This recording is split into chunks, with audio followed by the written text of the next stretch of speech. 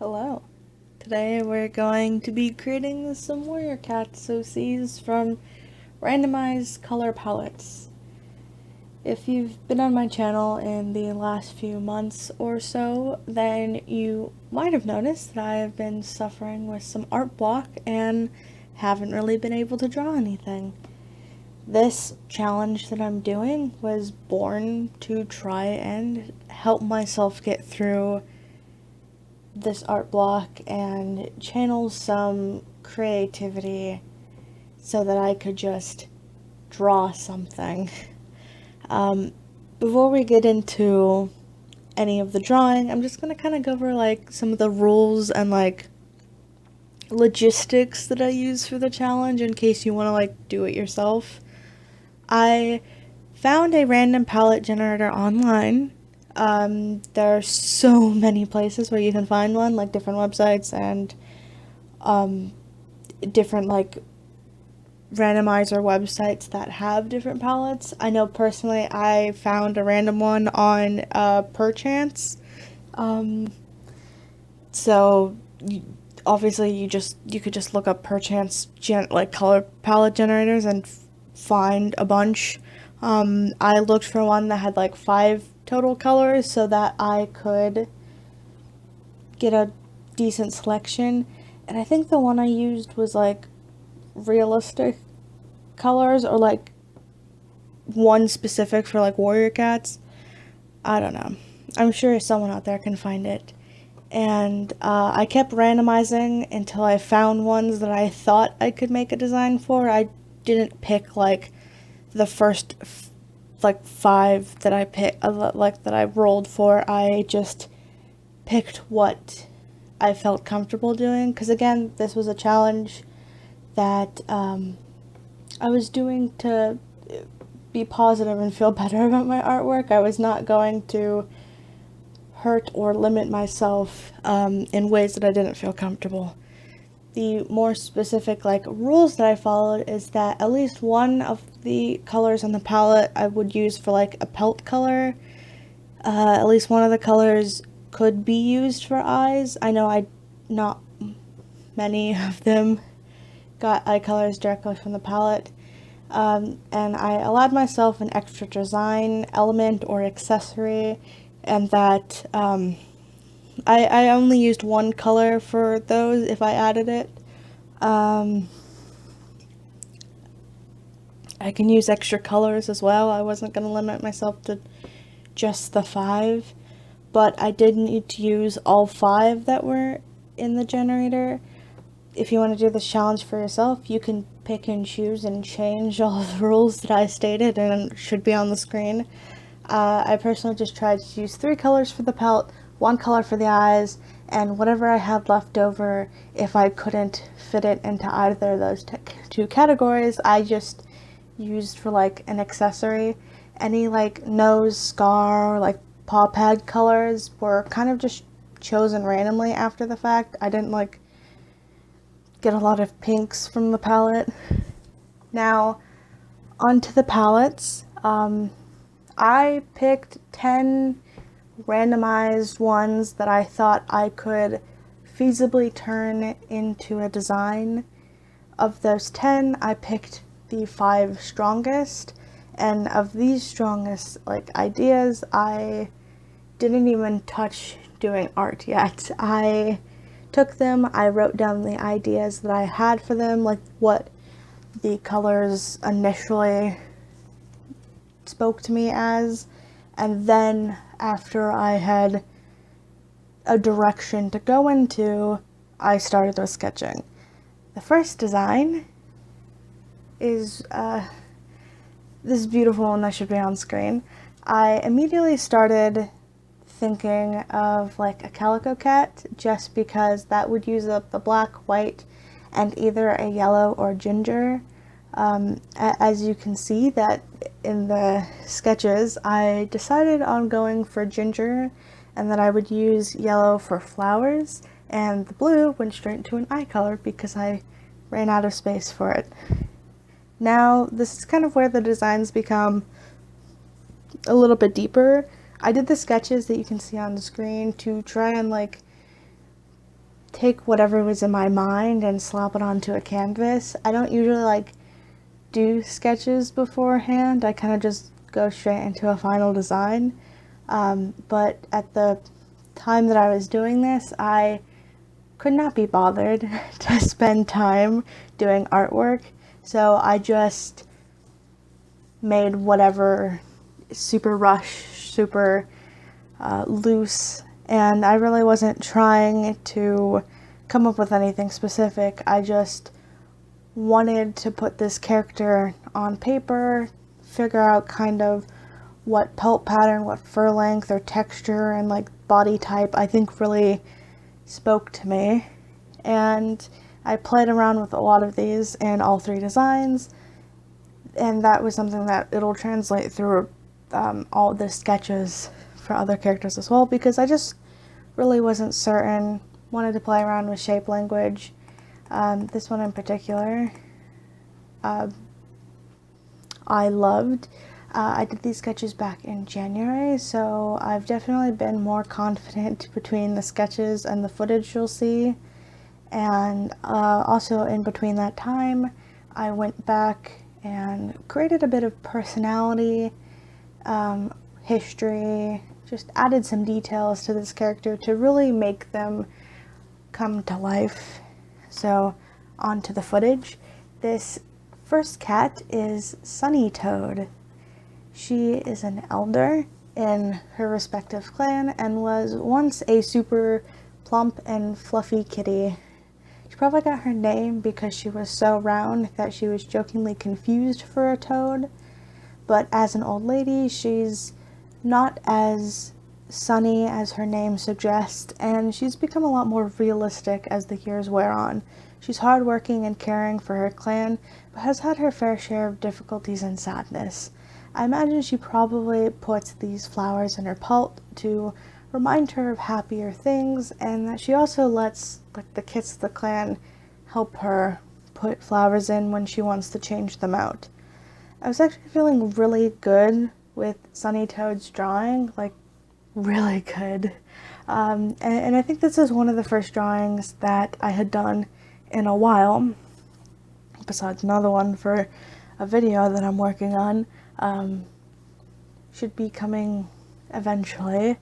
And I think that this drawing really cemented that I felt like I had overcome my art block. So all of these final sketches you're gonna see are very confident compared to all the very loose, very rugged sketches.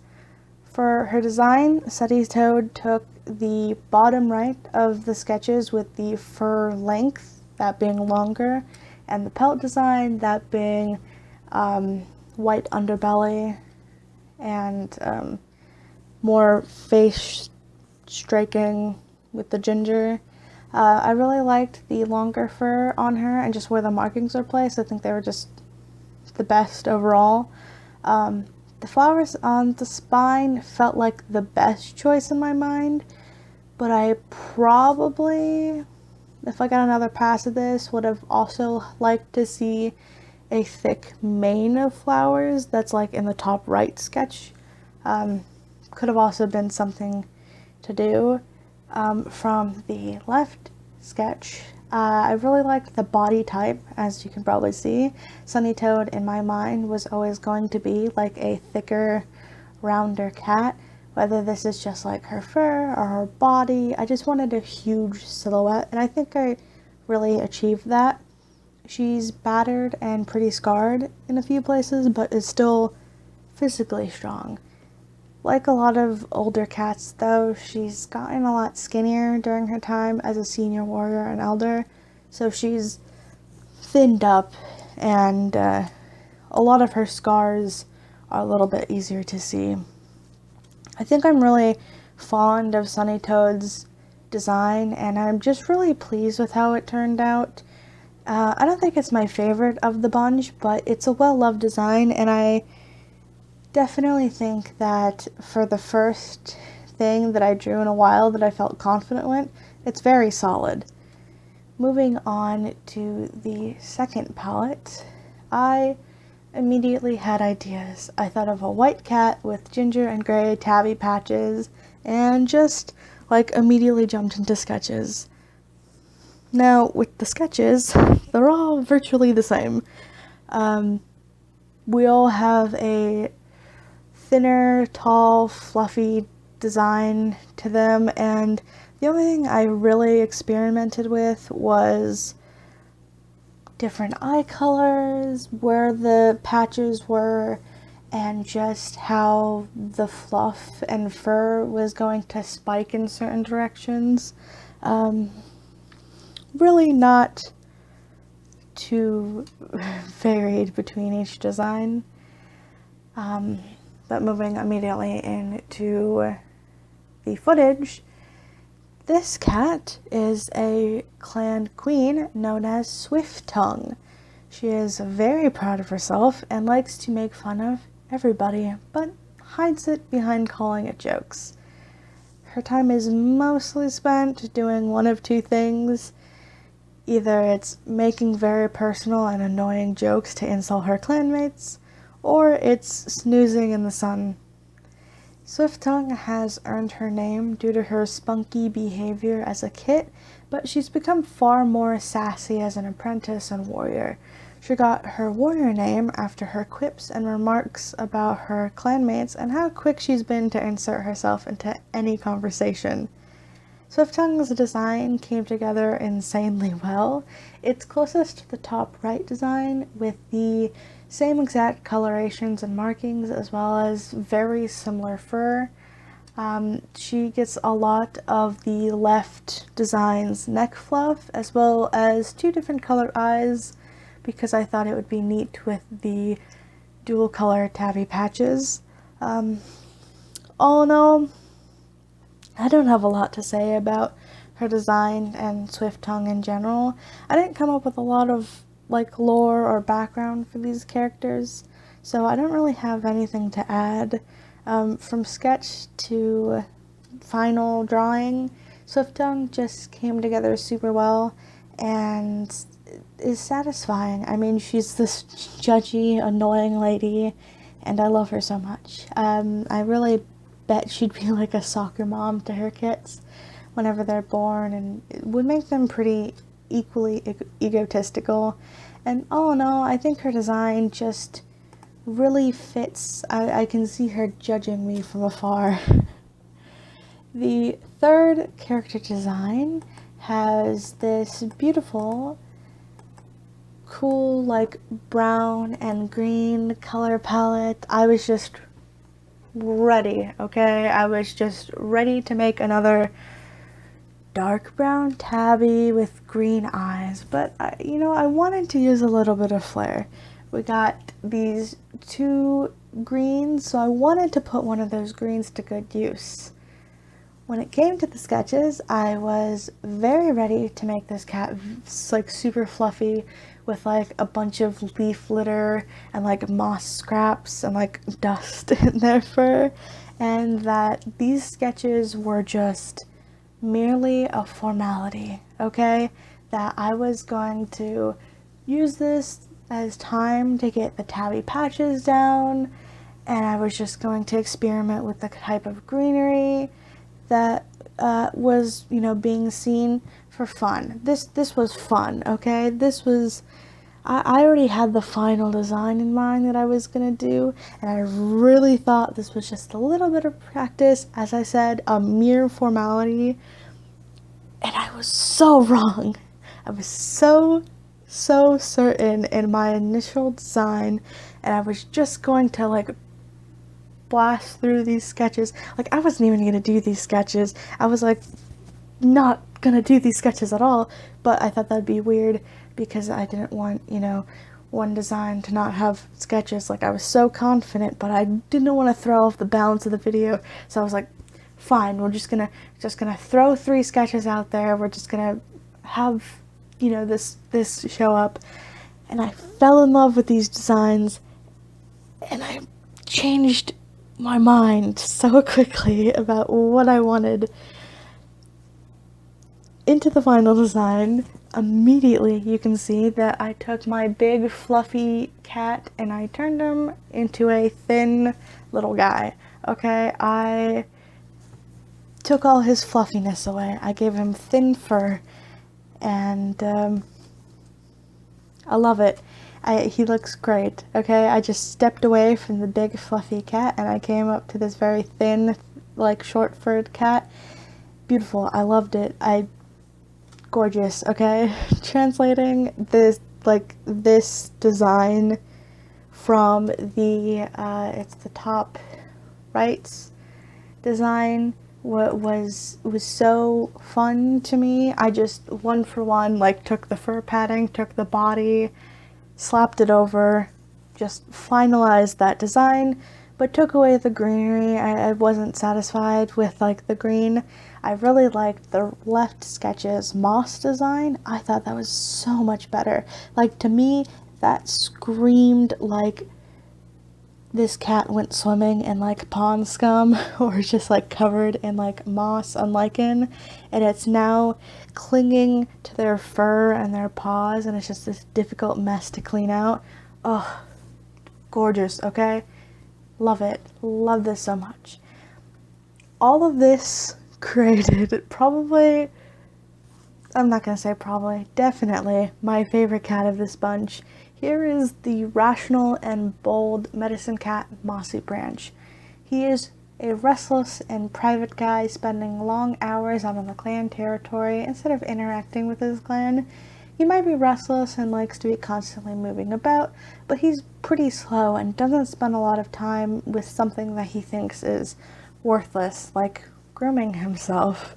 Mossybranch is designed a lot like the top left design with the right's moss. Those were the two things that just really stuck in my mind. And his name and design, I think, fit like perfectly compared to the rest of the characters. Like, I feel like the others have names I either threw together or just like kind of symbolic names, but Mossybranch, he's a Mossybranch. Look at him. That's his name. It's perfect. You just tell. You look at this cat and you go, yep, that's Mossybranch. Okay, like the moss collects on his fur as he goes about his day, and he's way too busy collecting all of his herbs to notice that he's this walking moss monster that totally spooks the kits when he appears in camp. I love this guy. Him and his design just came together so well.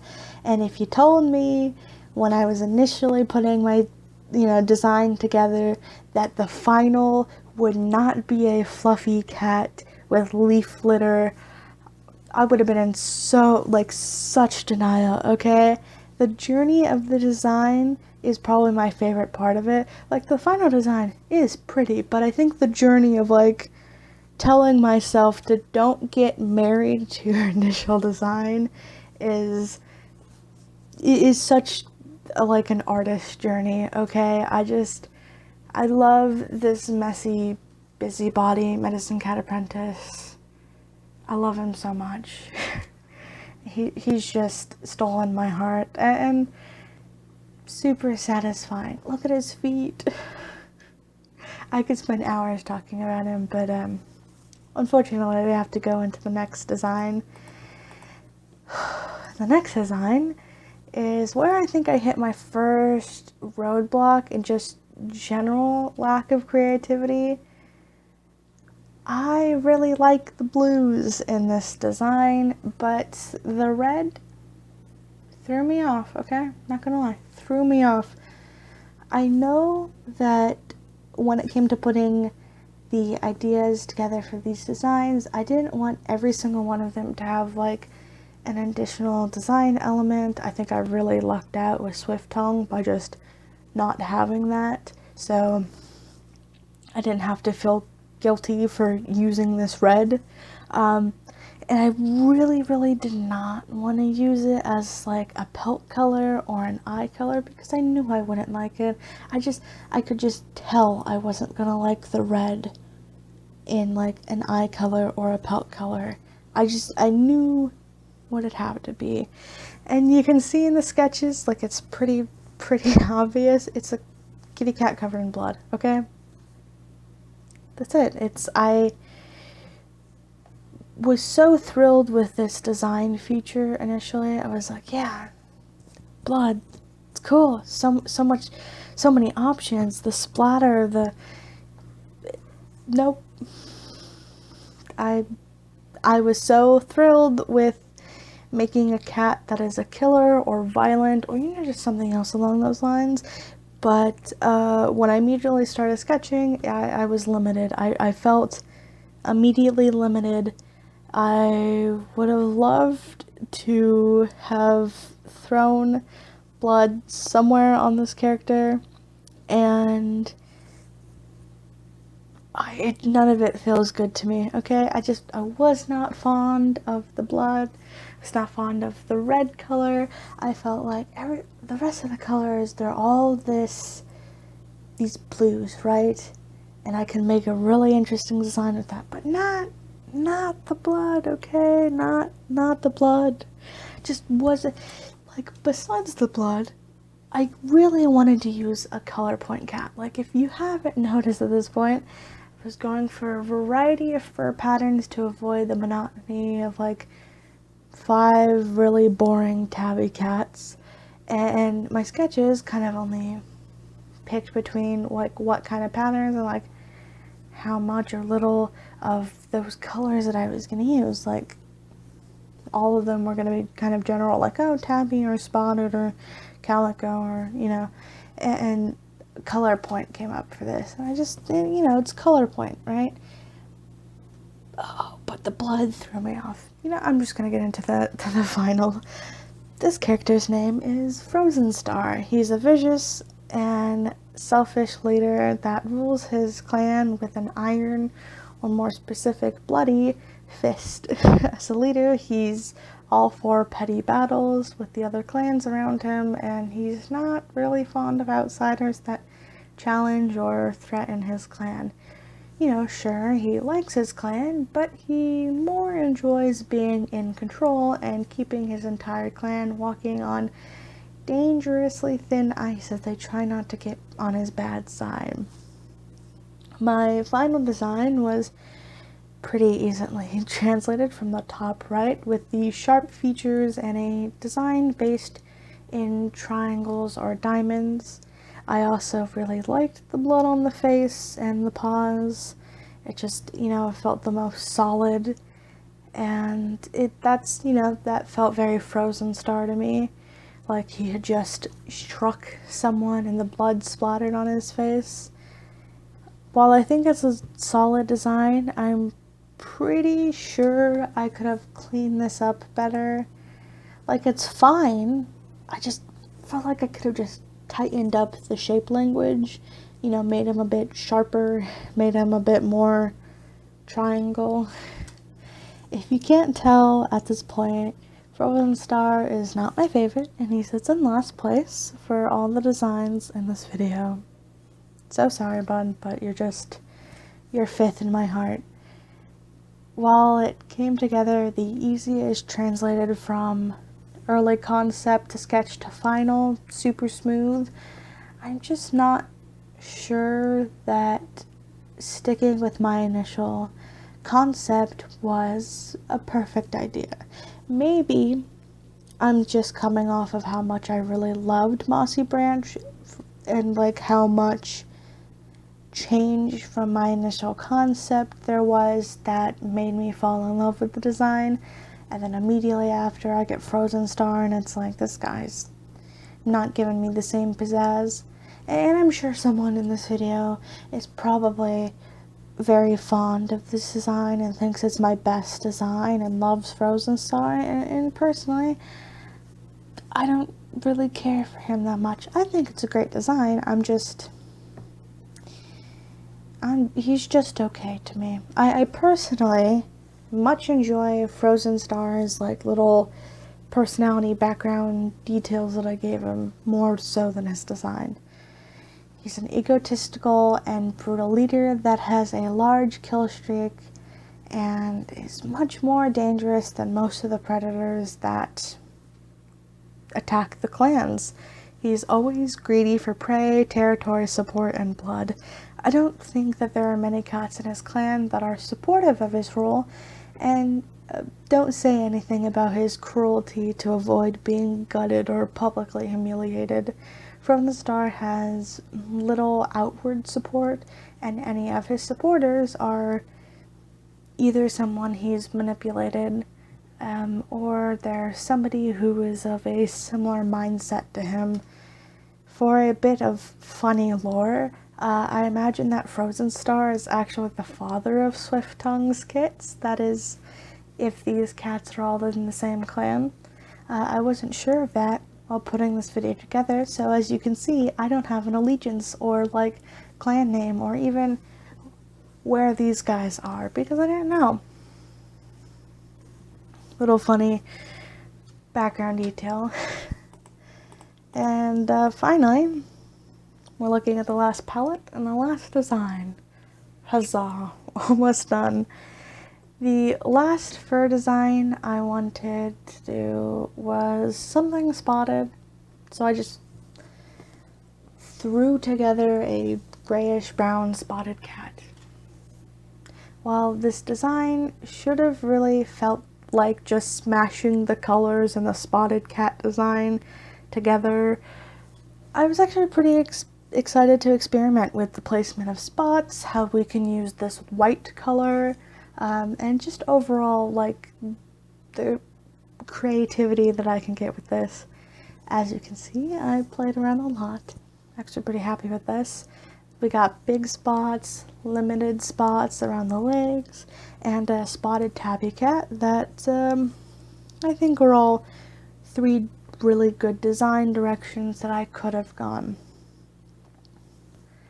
Now, this is where we jump back in time a little bit and talk about like my initial idea for Mossybranch, and this character felt too similar to me, and I was actually really worried that I was going to mess something up with having two huge, fluffy, dark brown cats.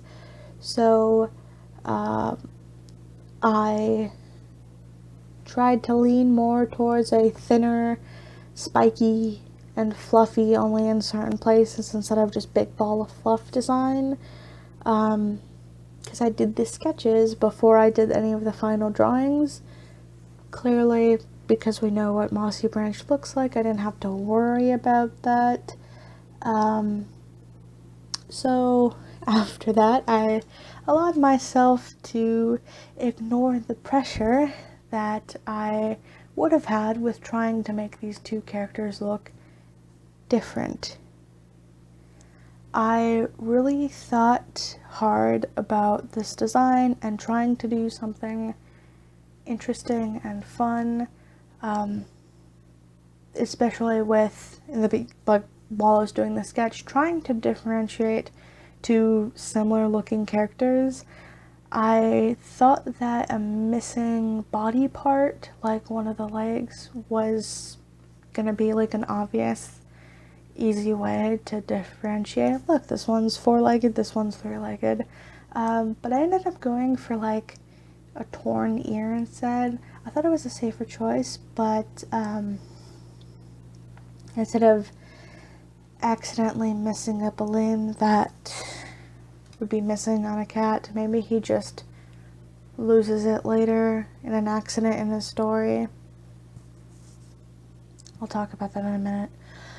Anyways, this cat is the deputy Owlclaw. His name was almost Owlfrost, but I thought it sounded too similar to Hawkfrost that I didn't want people's mind to jump straight to that when seeing his design, because if you showed me this design and were like, hey, this is my Hawkfrost design, I'd be like, I could see it.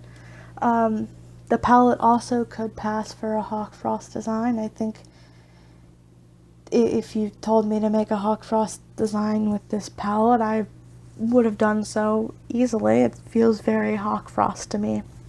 so his name is Owlclaw instead. I just wanted to disassociate him from that, though I will say that somewhere he would have likely been Owlfrost. The thing is that he's really not like Hawkfrost at all, because Owlclaw is an upstanding guy and doesn't want to kill any people, least of all to gain power or become clan leader. He's a nice guy that has lots of his own opinions, but is generally careful with his actions and his words. If he was in a book, I would see a lot of his actions being described as being done gingerly or precisely, despite his, like, big size. A gentle giant, if you will. Design-wise, I both really like him, and there are a few points where I just want another pass at him, okay? Of all the designs, I wish I could have done this over again, which is saying a lot, with Frozenstar on the table.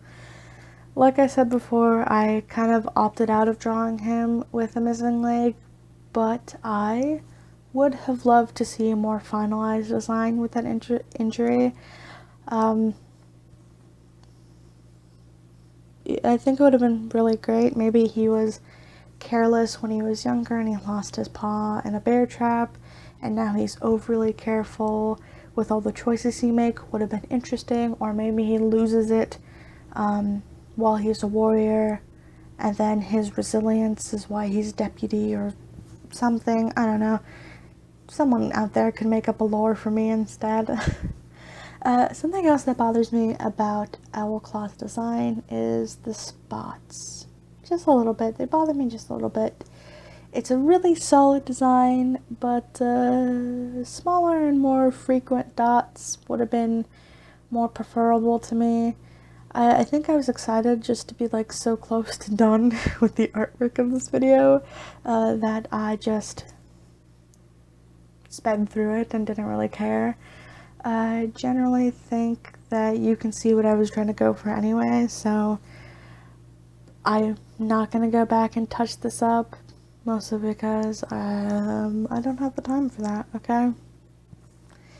So if we're going to keep with like the little lore that I was talking about in the video with like all these cats are in the same clan, Frozenstar likely would have chose Owlclaw as a safe choice for deputy.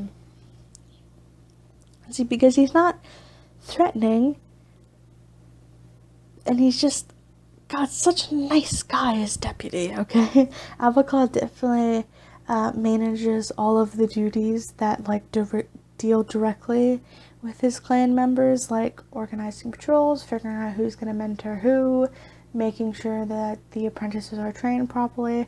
I don't think Frozenstar would be like going to warrior assessments and making sure apprentices are hitting the requirements they need to be a warrior. I think Owlclaw would be doing all of that, and I'm sure he manages successfully to talk down Frozenstar every once in a while from doing something very drastic and having the clan fall into chaos.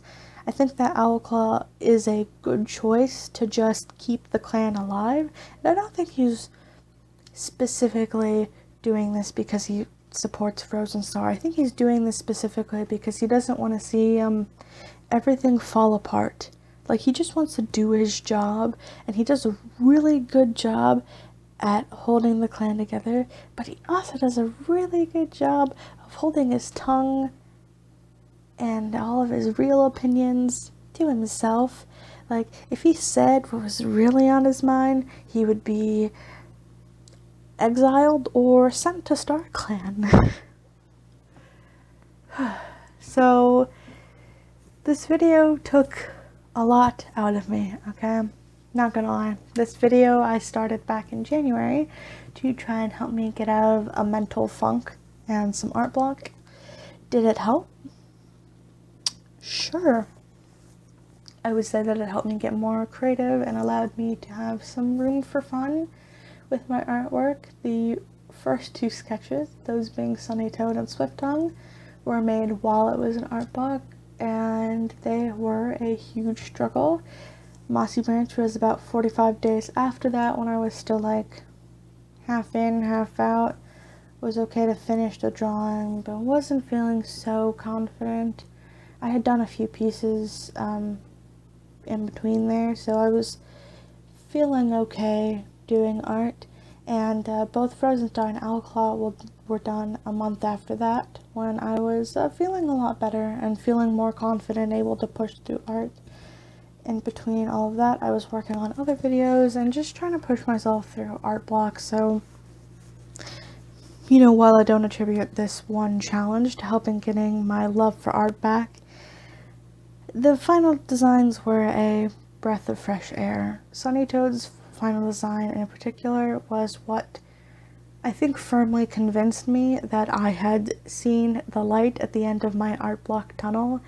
I still look at these 5 designs with like a warm little feeling in my chest. It's just something about it's nice, something about knowing that when I started this challenge, I had to twist my own arm to just get a sketch done, but now it's done and I'm feeling, you know, better than ever.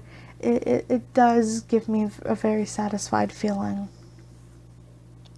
This challenge over, I'm gonna say please try to do this yourself if you had fun with this. You don't have to make a video like I did.